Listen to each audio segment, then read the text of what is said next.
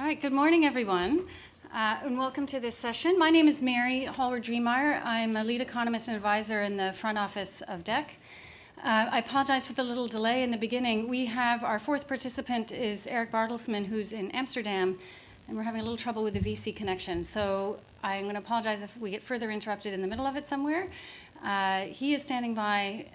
We're having to solve the technical problem on our end. But wanted to just give a little bit of background and then hand it over to the presenters. But I think what we're looking at trying to do in today's session is a bit of a sort of a dual agenda. On the one hand, sort of look at what do we know and what are we learning and what can we learn from census data, really being able to get this disaggregated information, understanding what the implications are on job flows, on productivity, on the potential for innovation and growth. At the same time, we're also interested in how can we expand this kind of research. And I think this institution in particular has put a lot of emphasis on household surveys and expanding access to that kind of information, and much less so on the sort of firm side. So I'm going to put somebody on the hot seat right now, so we have someone from DECDP who's already shaking his head. So this is great. Have a chance to sort of look at that. And it's not just a DECDP issue. I think a lot of people in this room are here because they have an interest, they may have access to some countries, have ideas on ways to expand the dialogue with the country counterparts. So what we have today is sort of a panel of 4 different people who have very active in this area, have been active for a while, and sharing some of their ideas on the research front, as well as ideas on ways to sort of, on a data sense, how can we bring some of these issues forward? How can we expand access for individual researchers and potentially on a more institutional level, what we can do on that front too. What I'm going to ask is that the speakers speak roughly sort of for 15 minutes, because I would like to have sort of a give and take at the end. A number of other people here I know from their own work are working on these kind of things, may have things that they would like to share and contribute, ask questions.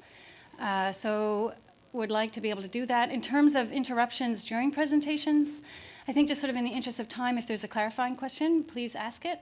Otherwise, we'll try and sort of take some more of the questions at the other end. We were going to have started with Eric, but he is still offline. John, are you willing then to kick us off? Great, thank you.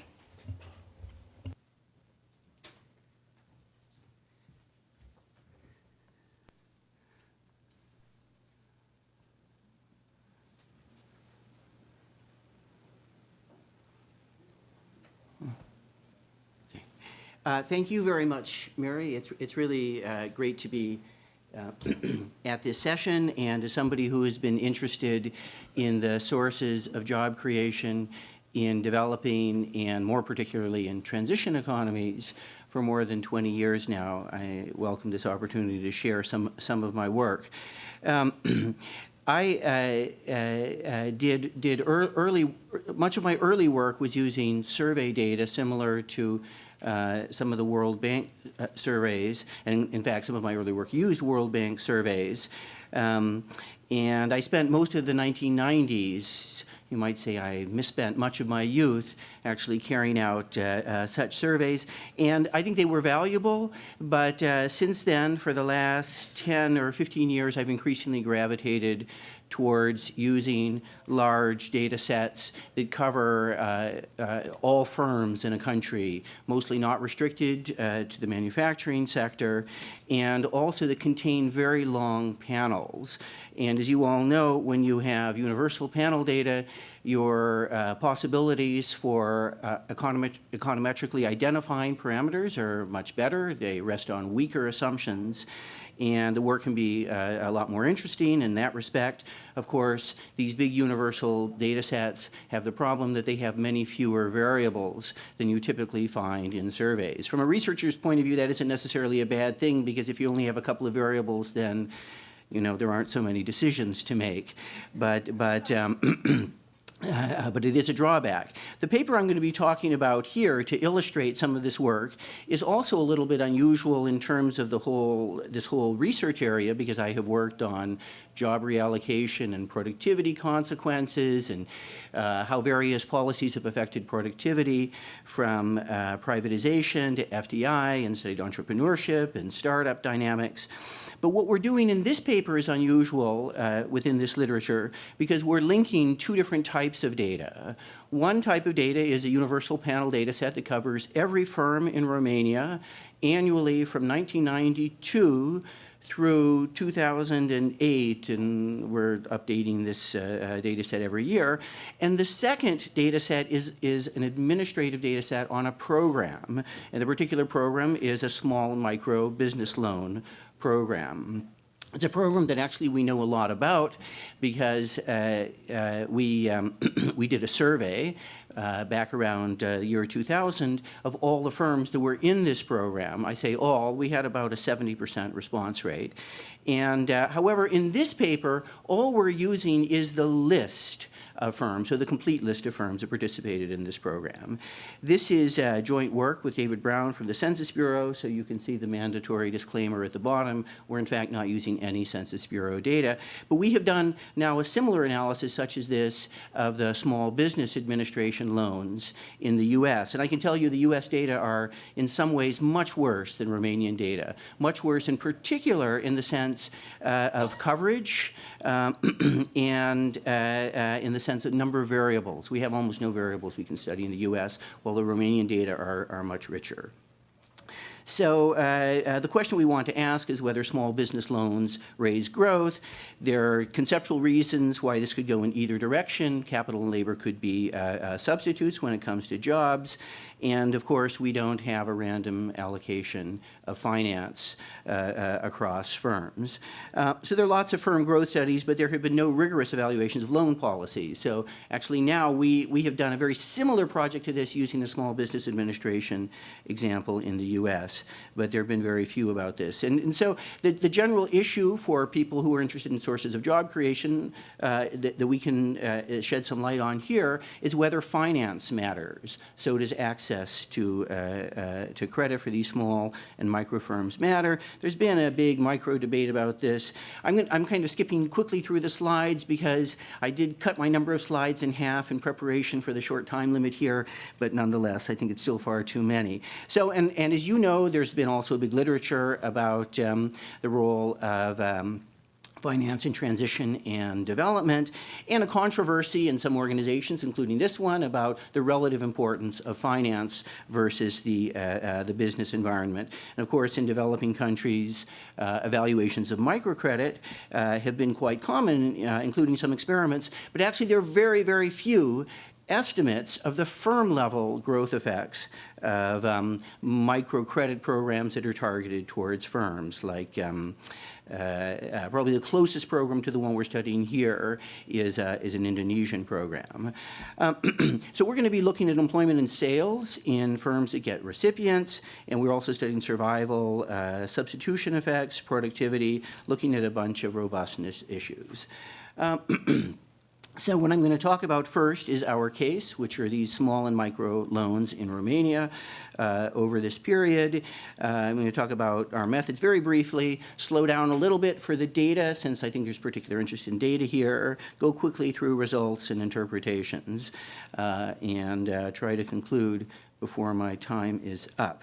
So we're studying a USAID-supported program. There were 372 firms only, so it's a small program. And it doesn't cover all of Romania, so that's interesting for our identification strategy.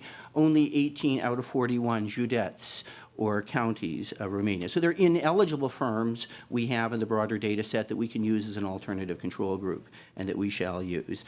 So I can tell you a lot about this program because we spent a lot of time interviewing the people who organized it, and we did some pilot surveys of the firms themselves and did an extensive survey. Those data are available, by the way. This is a small program. $8,000 is a median loan size. Short term, also certainly by SBA standards, just a year and a half at the median. So Romania, if you all remember, was a country recovering from transformational recessions during this time period. It had poorly developed credit markets, and for many of the applicants, this was their first access to formal credit. And how do we know that? Well, we had surveyed them, and we asked them about every source of finance they had ever received. So we are linking this source, so that the USAID loans had been granted by March 2001. Most of them were in 1999 to 2000. We're linking this to annual balance sheet information for all registered firms in Romania, including non-employers. If they register with the Ministry of Finance to pay taxes, then they are in our database. Well, you're going to ask, well, some firms don't register to pay taxes, and you're right, they are omitted from our analysis. In fact, to get a USAID loan, one thing you have to show with some credibility is that you're registering and paying your taxes on time. That was something that they emphasized. So there's some exclusions. We don't want to deal with any old firms. We're looking only at firms that have started up since the transition began. There's some industries that are ineligible, and we're excluding firms that are in the medium-sized category, that is with 50 or more employees, because in fact most of these loans are for small and micro firms, micro being fewer than 10 employees. Most of them are micro, and so we have a relatively homogeneous sample that way. Okay, so this is about our econometric methods. Actually, they're fairly standard. We have a fairly standard problem here, a missing counterfactual. We don't know what would have happened to the growth of these firms that got the loans if they hadn't got the loans, and the firms that didn't get the loans, we don't know what would have happened to them if they had gotten the loans. So for that purpose, then we're doing matching on everything observable, including a long history of the outcome variables. So similar to evaluations of training programs that use alternatively unemployment or wage history to match workers. We're matching on employment and sales. And then we're using this to construct a sample for regressions. We have the two control groups, which are those that are in the same regions as the firms getting the loans, and then there's some that are in different regions. So this is essentially an average treatment effect on treated firms, and this is what I just said about the matching. We have this long time series, so we can look before and after the loan, and I'll show you some graphs of what the predicted effect of the loan is, both before receiving it and afterwards. So this is details about the matching. We're using a kernel method to improve our standard errors. We have two control groups, as I said, the same county, and then non-USAID counties. So those are the counties where firms were not eligible to receive those loans. Okay, so here we have a map of Romanian counties showing which ones loans were available. Those are the darker ones. And it's interesting, somewhat useful for us, that in each major region of Romania, as defined by the National Institute for Statistics, there's some counties where there were loans possible and some where they were not. We do a bunch of specification tests, including conventional balancing tests and also pseudo outcome tests, and we use the two control groups for another kind of specification test. And this is explaining how we do that. Okay, so getting finally to a little bit of data, if we simply compare in the population in the year 1999, firms that receive loans, so they're called USAID in this table, and firms that do not receive loans called non-USAID, you can see that this is true for the size distribution. It's also true for other characteristics. Of course, the treated firms don't look like the population, and this is why we need to do matching. It's actually kind of interesting that even though this program is targeted on micro and small firms, these firms are slightly larger on average than in the non-USAID sample. They're actually also slightly older older, even though they're all startups. So on average, they're slightly older. So our matching is designed to take into account issues like this. So that was just an example of something that differs. Having carried out the matching and then run regressions, including firm fixed effects, here is a set of results. The dependent variables are logged, so we have log employment in the first two columns and log sales in the second two columns. And here we have two specifications of the control group. One, the control group which is eligible to get a loan and didn't get a loan, and then we have those that are non-eligible. And it's interesting that the results well, they're very similar across the two control groups, and indeed they're very similar across sales and employment, which implies only a modest productivity effect, which is also what we find when we investigate that explicitly.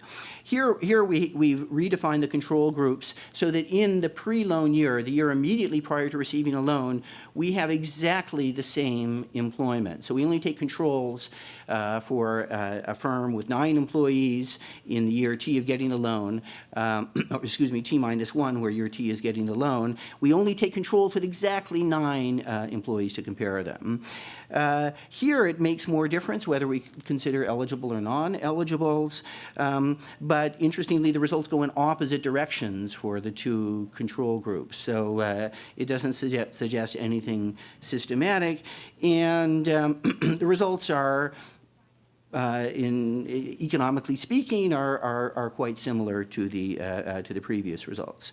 Here we look at the dynamics of the effects before and after the loan. Year 0 is the year they receive the loan. Minus 3 is 3 years before. Minus 4 and before are normalized to be 0. And so the employment effect here, we have the same county controls, so we're only using controls within the same counties as the firms that get the loans.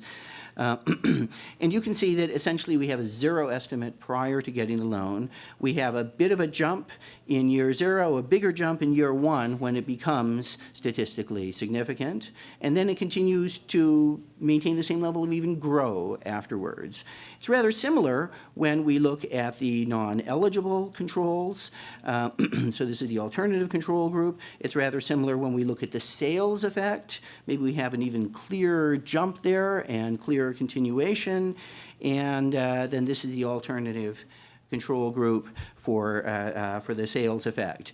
So you might wonder, well, how is it possible with an 18-month on average or at the median loan term that these firms continue to grow 2, 3, 4, 5, this 5 plus, so things are getting kind of hazy 5 years later, but so far out after receiving the loan? Well, an interpretation of this is that as this loan represents their first access to formal credit markets, they are able to build on this, develop a credit history, and then have subsequent access to conventional loan sources. So we don't find that implausible. We also investigate exit.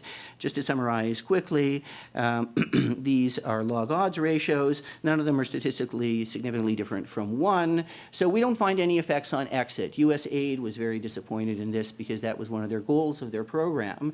But from a reallocation perspective, it's not clear that you would actually, you would want this firm to increase survival, certainly not if it means that unproductive firms are being sustained by this program, where from at least some definition of social welfare point of view, the economy would be better off if those firms were actually to exit. Why doesn't the program increase survival rates? Well, one possibility is these firms become overextended and they can't repay the loan, and so they shut down. Okay, well, this is providing all of the interpretation I was just giving along the way. You can call this long-term effect as a crowding in effect, which is going on here. Also, since we find very small productivity effects, generally insignificant, the effect of finance here is extensive, not intensive, as Aghion would put it. So we have job creation, but not necessarily productivity generation, at least for the firms that we are studying. One of the great things in the Romanian data, I think this is the last variable I'm going to show you, is that we actually have a debt variable for every firm. This variable doesn't exist in the United States. There is no universal debt variable for all firms in the US, and there's certainly no panel data. We have a debt variable for every firm over a, now it's a 20-year period, for every firm in Romania, actually divided into short-term and long-term in some years. This is just their total debt. So we want to ask the question, well, does this program increase their debt? And yes, it does. And in some ways, that's good news. It means this is not all pure mismeasurement. Across these two data sources, firms say they get a loan and their debt pops up about, well, close to 40%. And it continues to increase for several years out, which again is consistent with a crowding in effect. And this is with the alternative controls. So we do everything with these two different control groups. We also study outliers. There's been a lot of discussion about the growth distribution. Actually, most of the reallocation literature focuses on the mean. But from a growth point of view, if much of the growth is coming from gazelles, a small subset of firms that grow much faster than the others. And so we run some quantile regressions, and we find some slight tendency for skewness in this effect. So at higher quantiles, the effect is slightly bigger, but it's actually rather uniform across the whole distribution. We also study displacement effects. One way to do this is a kind of a pseudo outcome test where we compare the non-eligible controls to the eligible controls. And we say, well, let's suppose that the eligible controls had received a loan. Well, what would their results have been? It turns out that they're a little worse for employment, so implying that some of our effect, maybe a third to a quarter of it, could represent displacement, so competing firms losing out. We don't find any effect in terms of sales, however, which you'd expect to see more displacement for sales. Okay, so these are conclusions that I've already said. Actually, I have no idea how much time I have, but just zero? Okay, so just one point here about the cost per job. We compute about a $7,000 cost per job to U.S. aid from this program, which is smaller than we compute for the SBA, by the way, but could talk about that another time. Yeah. Okay, that's it for me, I think. Yes. Nice talk, John. Oh, well, thank you. Missed it. Nice to see you. Sorry, I missed it. Was it a good talk? It was a great talk. Oh. So welcome, and apologies again for all the difficulties on the video connection. I'm glad that you could join us. Yeah. Hi, Mary. Hi there. Actually willing to hand the microphone over to you. So, but just again, the sort of the background, you have people in the room who are interested in this sort of dual agenda, both on sort of the insights that you have on the research front and creative and insightful ways of using the data, as well as some of your experience in helping expand access to the data. So if you could speak for sort of 10, 15 minutes, that would be great. And we're going to try and hold questions after the presenters have all had a chance.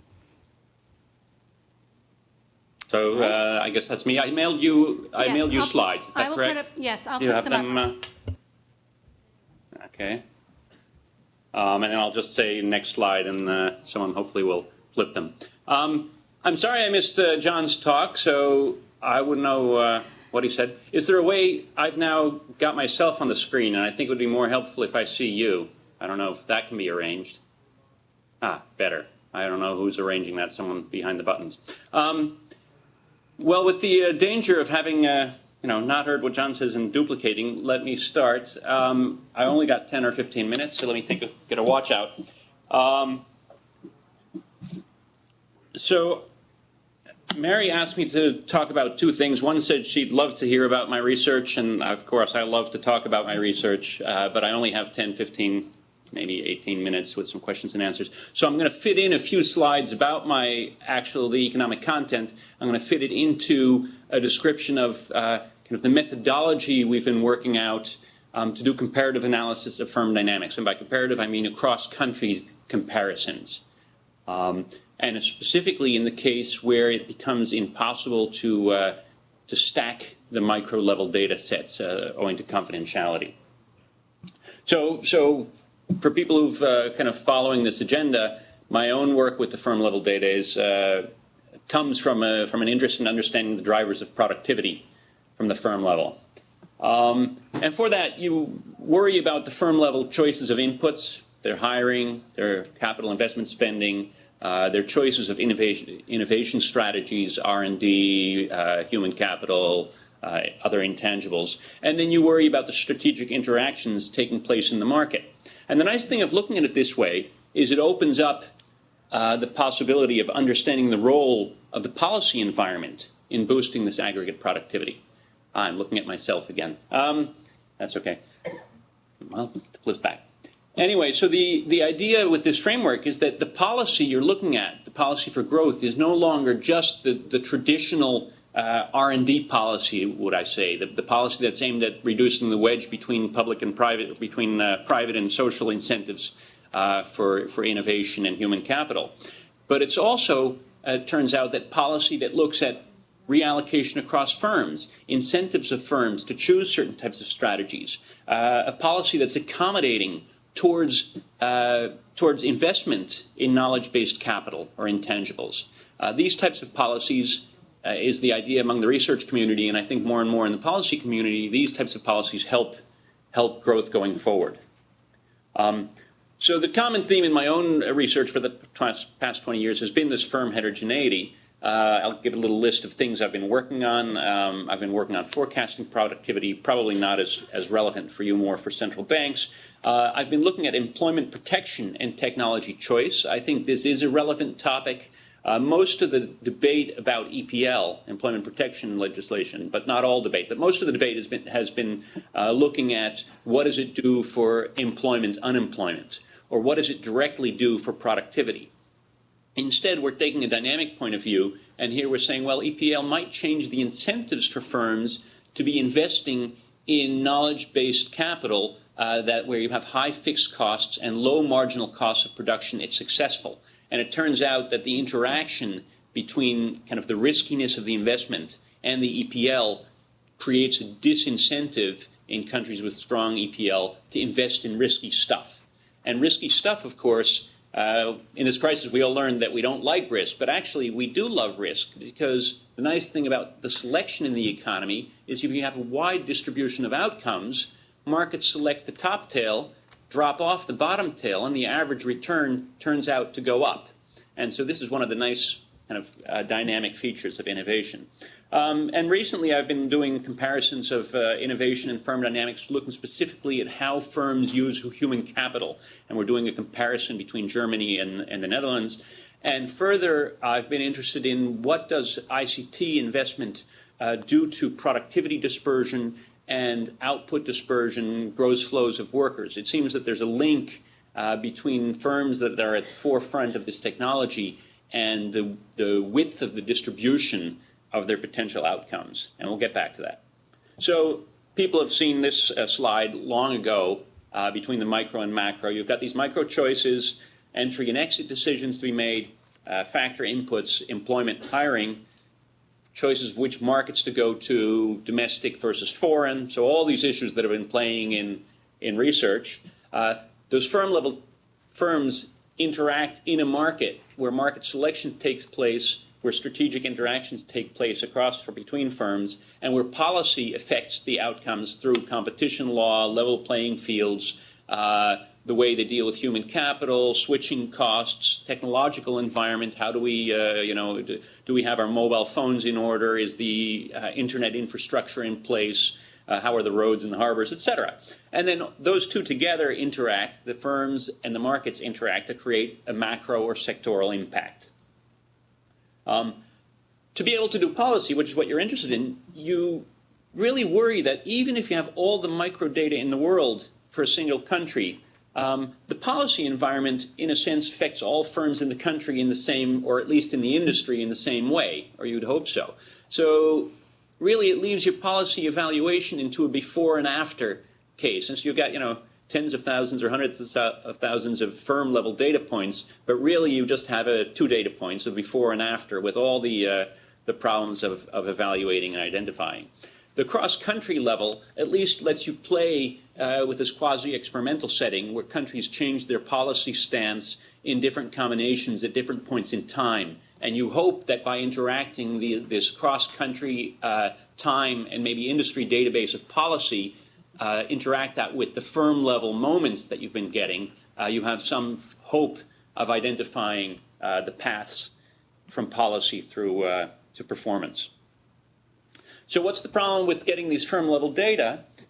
Well, if you work with kind of publicly available or at least purchasable data, such as Amadeus or Orbis, you can get to the bottom left corner here, which is a multiple country longitudinal microdata set.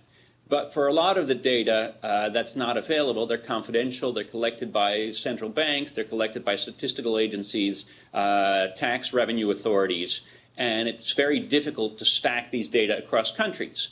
So what do statistical agencies do? They move from the top row to the right column, and they get industry time series data sets.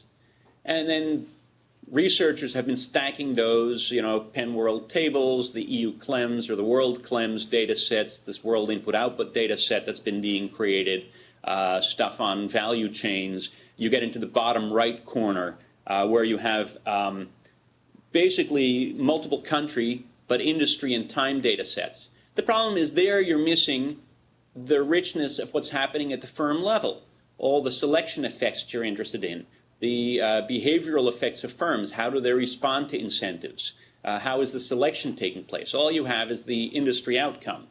And so our agenda in the last 10, 15 years has been to augment the bottom right corner with what we call distributed microdata, DMD, which is a set of indicators built from the firm level that you link in at the industry country time level.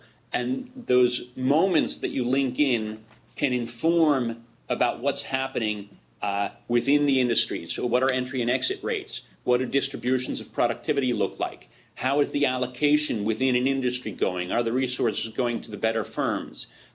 Is there complementarity between human capital use and ICT use? Lots of things that we're interested in at the firm level, we can capture statistical moments of that you can aggregate up to a level to merge it into a cross-country and time panel to do evaluation of policy. And so the people have probably seen that. I think John has seen this 17 times.